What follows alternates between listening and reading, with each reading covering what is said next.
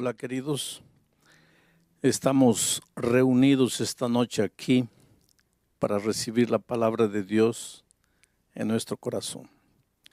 Bienvenidos a las miles de personas que a través de la televisión, de la radio, del internet están recibiendo también la palabra en su corazón. Estamos estudiando todos estos días temas relacionados con la vida, con la muerte, con la salvación, con el santuario. Antes de abrir el texto bíblico para esta noche, quiero decir que el poder transformador de la palabra de Dios es extraordinario. No importa la situación en que te encuentras, no importa cómo está tu familia, o si tienes un hijo destruyéndose por los vicios, si tu vida financiera está mal, si tu vida espiritual está pésima, te sientes un cadáver espiritual. El poder transformador de la palabra de Dios es extraordinario. Y esta noche entra al tanque del bautismo Marta, porque ella quiere nacer de nuevo.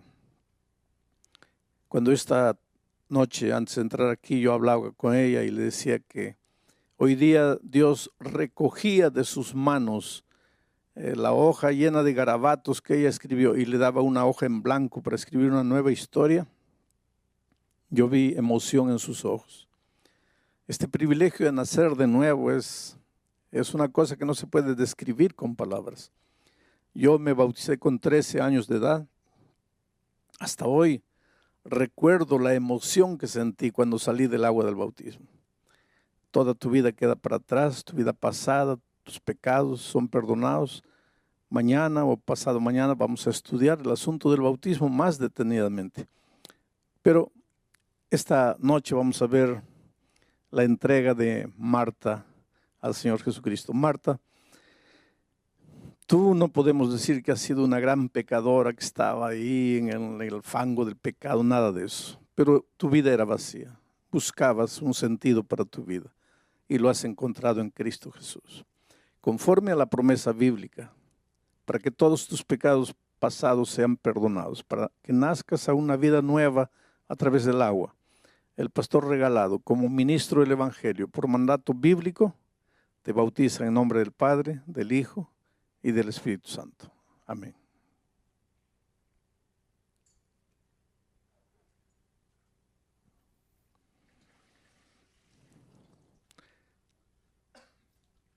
A mí me gusta decir, miren los ojos. Cuando las personas salen de las aguas del bautismo, hay un brillo de esperanza. Las cosas viejas pasaron, he aquí todo ha sido hecho de nuevo. Si uno de ustedes todavía no ha pasado por la experiencia del bautismo, pues nunca van a entender. Porque para entender hay que vivir, el salir del agua y abrir las alas y volar por el azul infinito del cielo que Dios tiene preparado para nosotros. Que Dios bendiga a Marta. Vamos a entrar al mensaje de esta noche. Voy a hacer una pequeña revisión para que ustedes entiendan. El mensaje de esta noche no es fácil de ser entendido. Hay mucho cristiano que lee la Biblia y no logra entender. Esta semana toda estamos diciendo que Jesús es la vida. Él es la vida. La vida no es un periodo de tiempo que respiramos, nos movemos, caminamos, andamos. No. La vida es una persona. La vida es el Señor Jesucristo. Aliás, es interesante esto. Mira, ¿qué es la salvación? La salvación no es una doctrina. La salvación es una persona. Cuando Jesucristo entró a la casa de Zaqueo, Él dijo, hoy ha entrado la salvación a esta casa. Jesús es la salvación. Si quieres ser salvo, no tienes que tratar de hacer nada. Si quieres ser salvo, tienes que vivir en comunión con la persona salvación y ya estás salvo porque Él es la salvación. Si quieres disfrutar de vida plena y si Jesús es la vida, pues no te separes de Jesús y vivirás la vida con sentido, la vida exuberante, la vida plena. ¿Qué es la justicia? Jesucristo o el profeta Jeremías, hablando de la venida del Mesías, dijo que en los días del Mesías Judá sería salvo, Israel estaría seguro, y este será el nombre por el cual lo llamarán Señor, justicia nuestra. Jesús es la justicia. ¿Quieres ser un hombre justo? Pues ve a Jesús, vive una vida de compañerismo con Jesucristo. ¿Qué es la verdad? Se filosofa tanto en la verdad. La verdad es relativa, la verdad es absoluta, que cada uno tiene su verdad. Ahora viene Jesucristo y dice, yo soy la verdad. ¿Quieres encontrar la verdad? Porque te digo una cosa, la verdad es cristalina, la verdad es limpia, pero la verdad es sana. La mentira engaña. Andar en la mentira es andar en la penumbra. Te tropiezas, te caes, sufres. Entrar a la verdad no es fácil, porque la verdad no te dice lo que tienes, lo que te gusta escuchar, lo que quieres oír. La verdad te dice la verdad. La verdad es como un espejo, no te esconde la realidad. Yo quisiera tener cabello, pero cuando voy al espejo, el espejo me dice la verdad. La verdad. Hay mucha gente que no se quiere confrontar con la palabra de Dios porque tiene miedo de la verdad. Y sin embargo, ¿de qué vale que yo me ponga peluca, que ande disfrazando, que parezco que tengo cabello? La realidad es mía. Tengo que aprender a ser feliz con mi realidad. Bueno, ¿qué es la verdad? La verdad es Cristo. Yo soy la verdad, dijo él. ¿Quieres andar en la verdad? Pues anda con Cristo. Él dijo, yo soy el camino. Hay gente que me dice, pastor, yo no sé cómo salvar mi matrimonio. Pastor, yo no sé cómo educar a mis hijos. Pastor, yo no sé cómo pagar mis deudas. ¿No sabes cómo? Entonces necesitas encontrar el camino. Porque si no sabes cómo, estás perdido. Y si estás perdido, no has encontrado el camino. Y Jesús es el camino. Ve a Jesús, vive con Él, no te separes de Él. Tú te das cuenta que la vida cristiana toda es comunión con Cristo. Es por eso que el centro de la experiencia cristiana es Jesucristo. No es tu ropa, no es la música, no es la comida, no es el cabello, no es el sábado, no es el diezmo. Todo eso tiene su importancia y tiene su lugar en la vida cristiana, pero el centro del cristianismo es Cristo.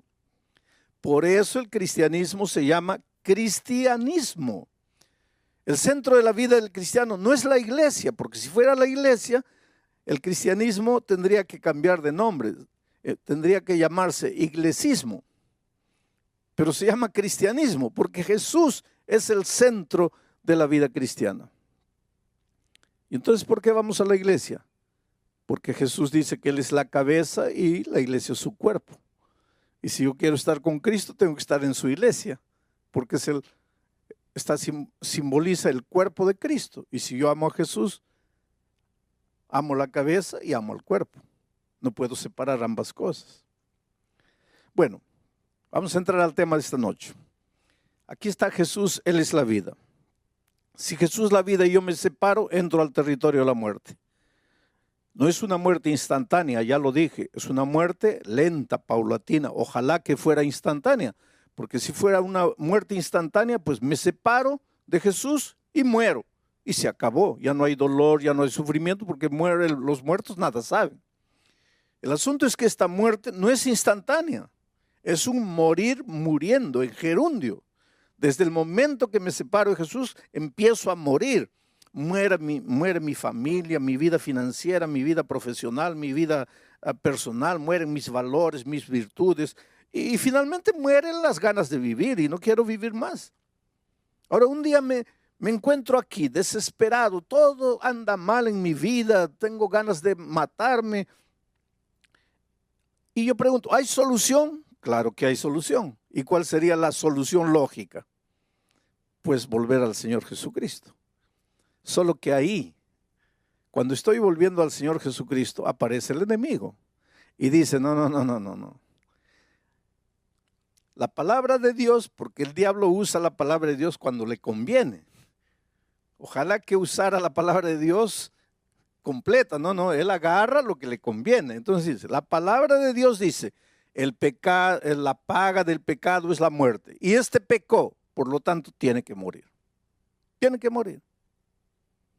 Entonces aparece la figura maravillosa de Jesucristo y dice, no, él merece morir porque él se fue, voluntariamente se fue, entró al territorio de la muerte, merece morir, pero yo voy a morir en su lugar. Y él ya no necesita morir, porque él va a transferir todos sus pecados para mí y yo voy a ir a la cruz del Calvario llevando los pecados de él. Él está libre, ya sin pecado, porque ya pasó todos los pecados para mí y yo voy a morir en la cruz del Calvario. Solo que este concepto teórico es difícil de entender por el ser humano. Por eso Dios le dio a Israel la orden, hágame un santuario.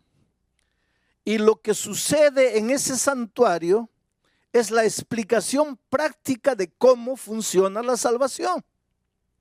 Y entonces anoche dijimos que en Israel, en el santuario de Israel, cuando un pecador reconocía que había pecado y reconocía que tenía que morir por causa de su pecado, agarraba un corderito inocente e iba al santuario, a la presencia del sacerdote, y colocaba el santuario en el altar, colocaba el corderito en el altar y levantaba el cuchillo, pero antes de eso, antes de levantar el cuchillo, colocaba la mano en el corderito y transfería todos sus pecados para el corderito. Porque si hubo pecado, tiene que haber muerte. Él no quería morir, alguien tenía que morir. En nuestro caso, quien muere es Cristo.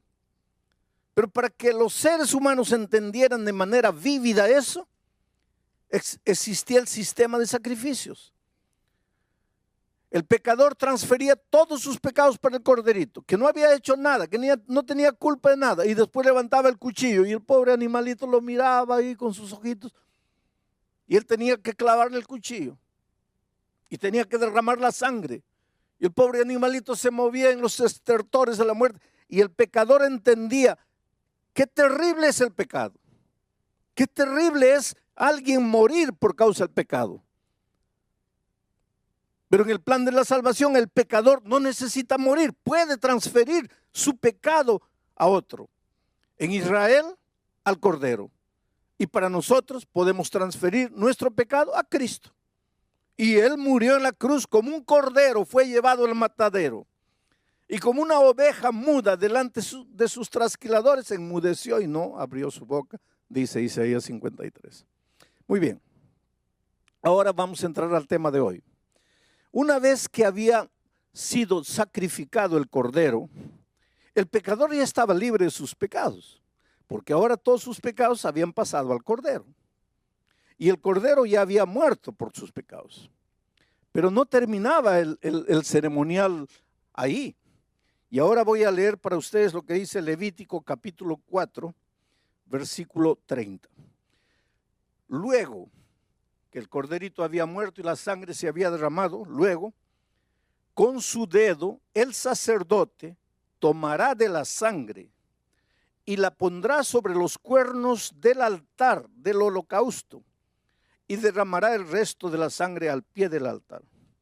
O sea, queridos, escuchen, una vez que el corderito había muerto, la sangre se había derramado, el sacerdote mojaba su dedo en la sangre del cordero y mojaba los cuernos del altar, la parte más alta del altar, y derramaba la sangre en el santuario. Y de esta manera, los pecados del pecador que habían sido transferidos para el cordero, ahora eran transferidos para el santuario. Y aquí viene lo difícil y lo que mucha gente no entiende. Pero ¿por qué tenía que ser esos pecados? Tenían que ser transferidos al santuario. Una vez por año, Dios le daba a Israel una orden. Y les voy a leer la orden que Dios le daba a Israel. Y esto se realizaba una única vez por año. Levítico capítulo 6, versículo 25. Dice así: habla a Aarón y a sus hijos y diles: esta es la ley del sacrificio expiatorio. En el lugar donde se degüella el holocausto será degollada la ofrenda por el pecado delante de Jehová. Es cosa santísima. El sacerdote que la ofreciere por el pecado la comerá en lugar. Antes quiero explicarles esto. Mira, una vez que el sacerdote mojaba su mano con la sangre y la colocaba en el cuerno del altar y derramaba la sangre, comía la carne del cordero. En una ocasión, 2 hijos de Aarón no comieron, quemaron el cordero. Y Moisés los agarró y les dio una reprimenda. Y les dijo, ¿por qué ustedes quemaron? No, porque pensamos que era mejor quemar. No es que pensaron. Es que aquí hay un significado. ¿Y cuál era el significado? ¿Por qué el sacerdote tenía que comer esa carne? Recuérdense que los pecados del pecador habían sido transferidos al corderito.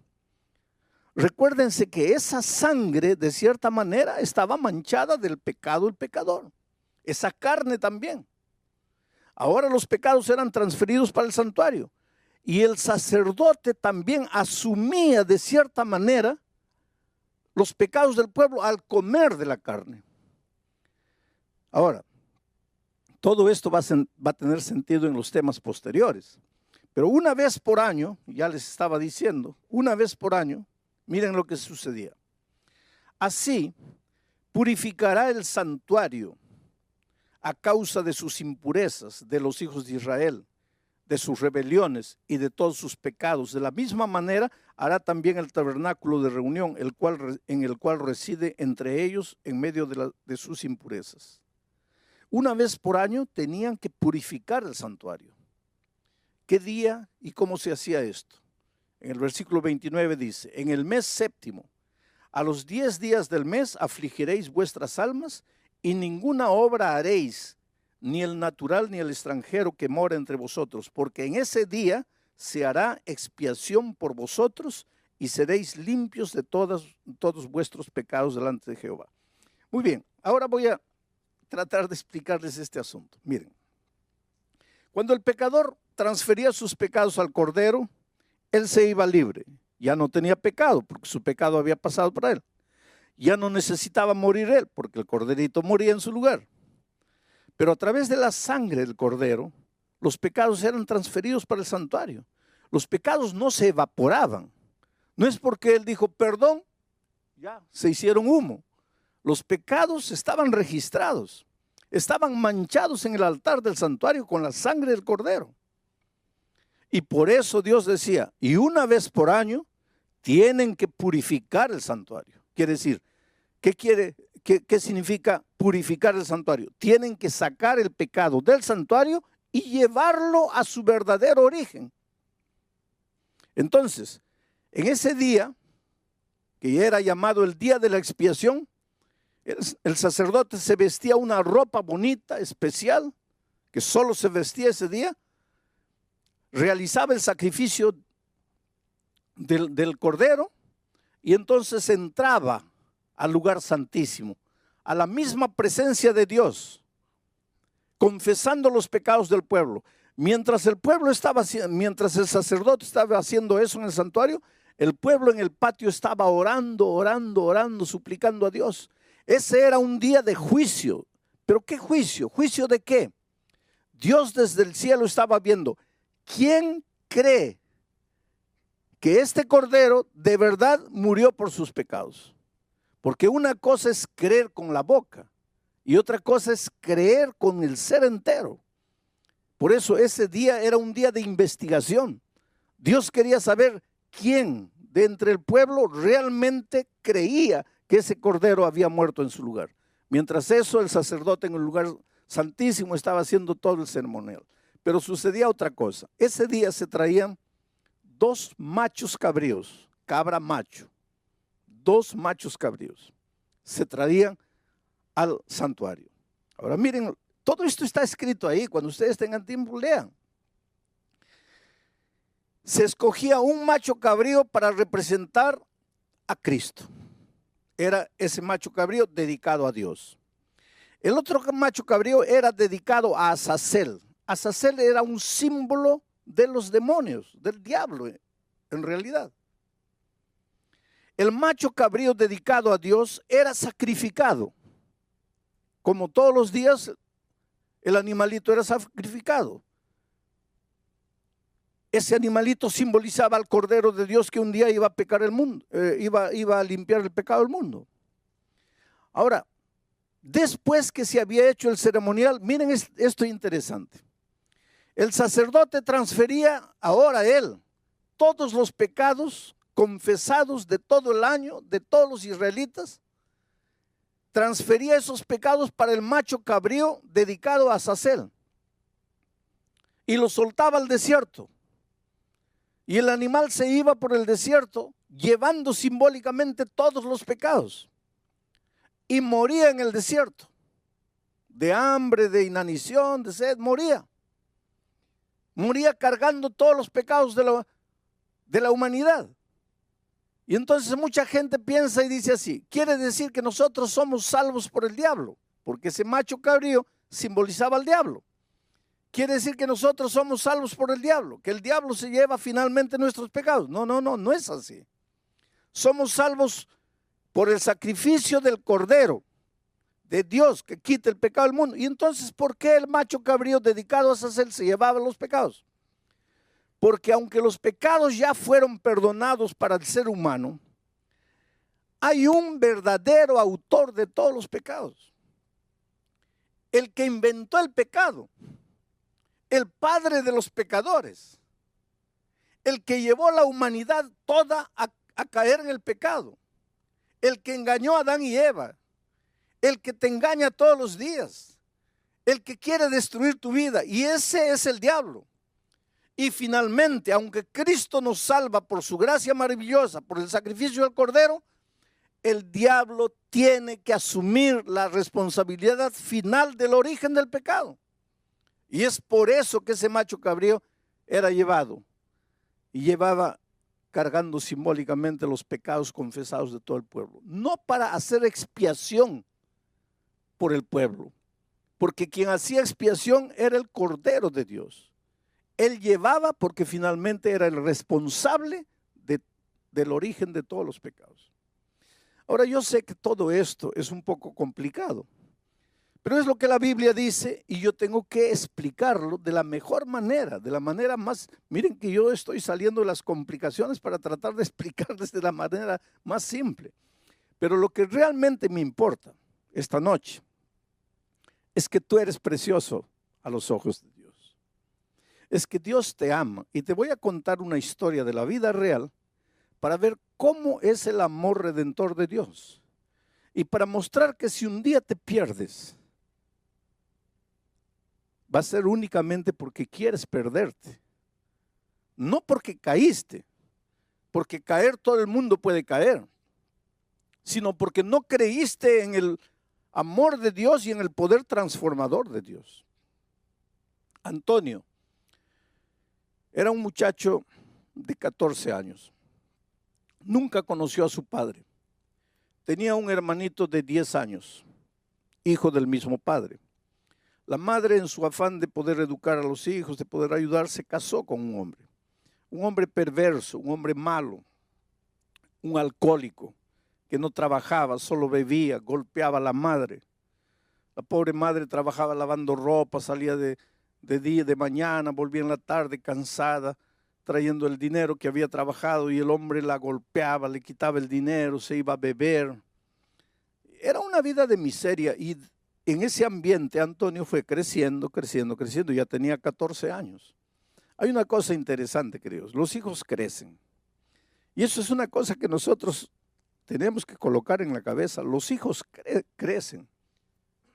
El otro día yo estaba viendo una pareja que había sido invitada a un matrimonio de estrellas de televisión, y la pareja quería ir, habían sido invitados, pero tenían una pequeñita de 2 años y no tenían con quién dejar a la niña, y la señora estaba molesta, y en un arranque de ira dice: ay, pero ¿cuándo crecerá esta niña?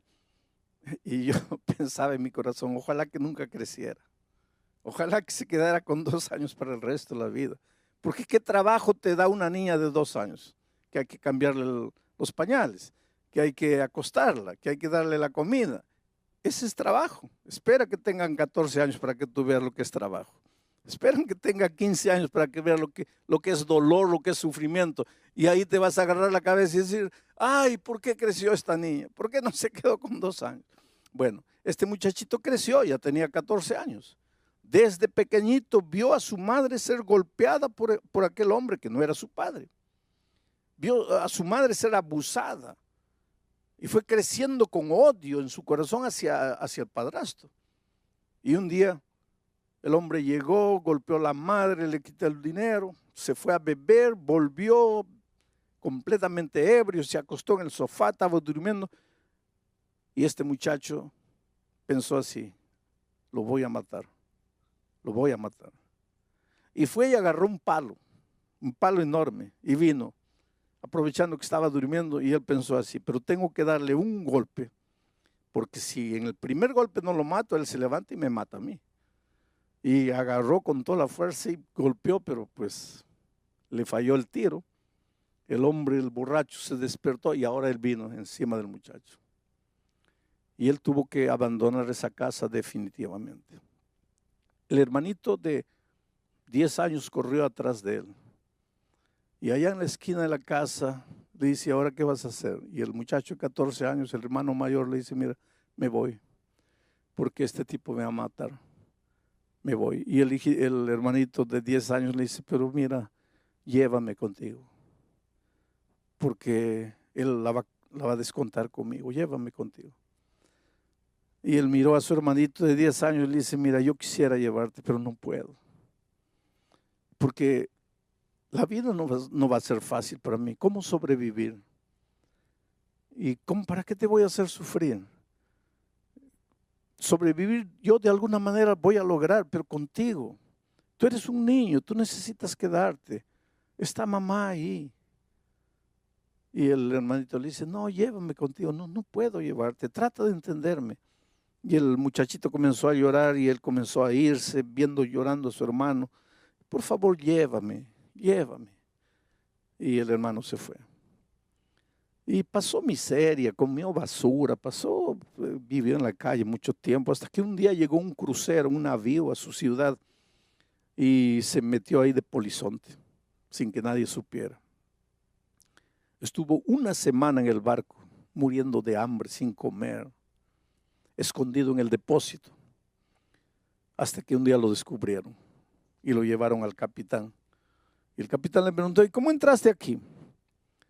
Y le dijo, te voy a arrojar ahora al mar. No, por favor.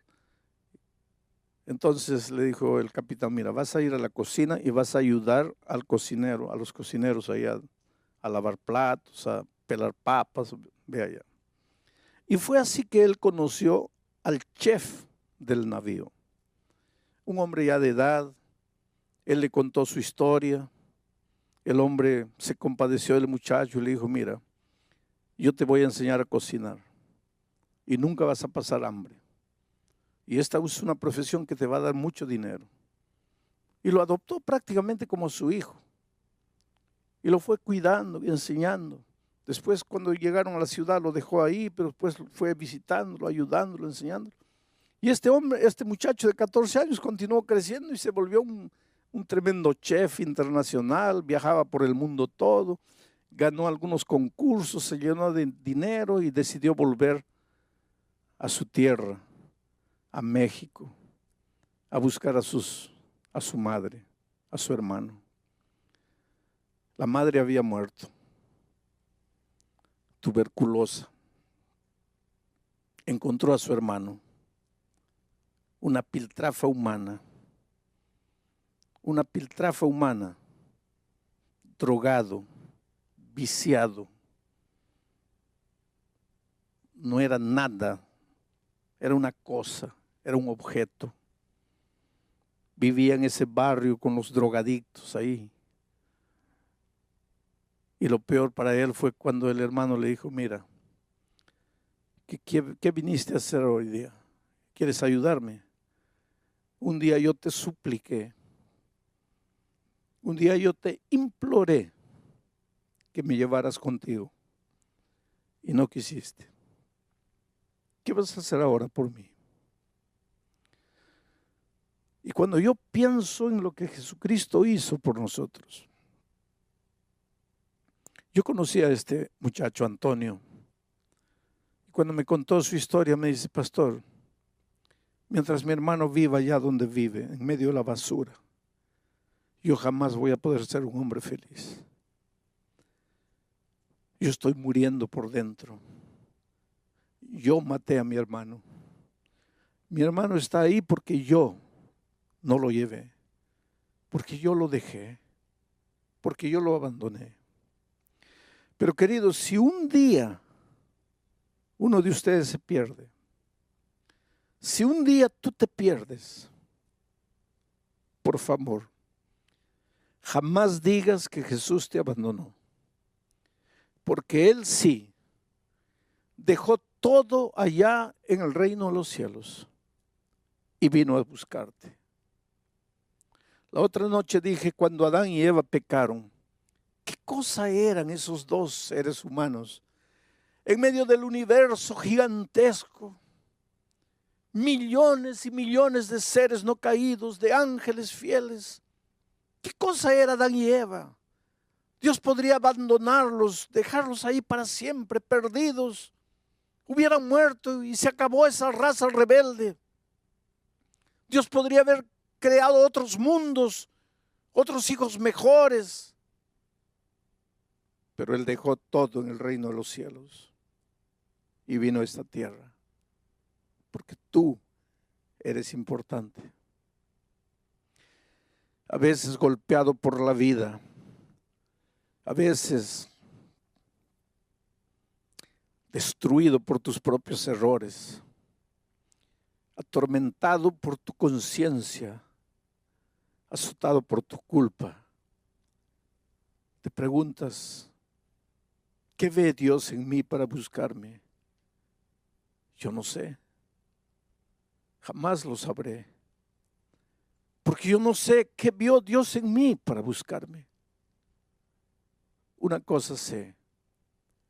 Necesitas parar de correr. Necesitas dejarte encontrar por el Señor Jesús. Necesitas confiar menos en tus fuerzas y más en el amor maravilloso de Jesucristo. Estás inmerso en un mundo materialista, en un mundo consumista, en un mundo humanista que te enseña, saca la energía interior, saca la vibra. ¿Qué energía interior? Dentro de ti solo hay un pozo de frustración, de fracaso. Levanta tus ojos al cielo, clama a Dios, ríndete, entrégate, sométete al poder divino. Dile: Señor Jesucristo, he intentado todo, he luchado solo, estoy cansado, estoy herido, no puedo más. Déjate encontrar por el Señor Jesucristo. Él ya vino a la tierra, Él asumió tu culpa, Él cargó tus pecados, Él murió en la cruz del Calvario por ti.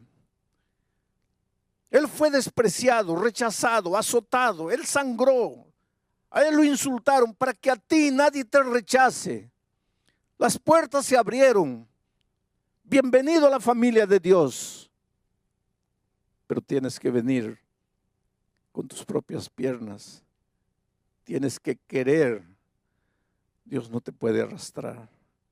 Por eso la Biblia dice: hoy es el día de buena nueva. Hoy es el día de salvación. Allí donde estás, entrégate al Señor Jesucristo. Ríndete. Deja de correr solo, deja de luchar solo. Dale a Dios la oportunidad de hacer por ti lo que tú no puedes. Pero te voy a leer un texto más para terminar el mensaje de esta noche.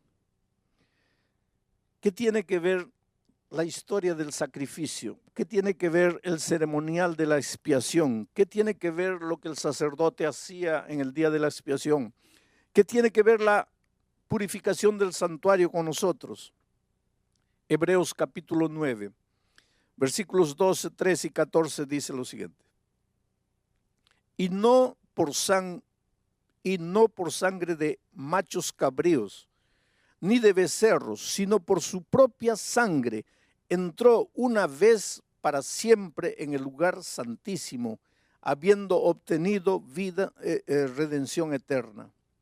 Porque si la sangre de los toros y de los machos cabríos y las cenizas de la becerra, rociadas a los inmundos, santifican para la purificación de la carne, cuanto más la sangre de Cristo, el cual mediante el Espíritu eterno se ofreció a sí mismo sin mancha a Dios, cuanto más limpiará vuestras conciencias de obras muertas para que sirváis al Dios vivo.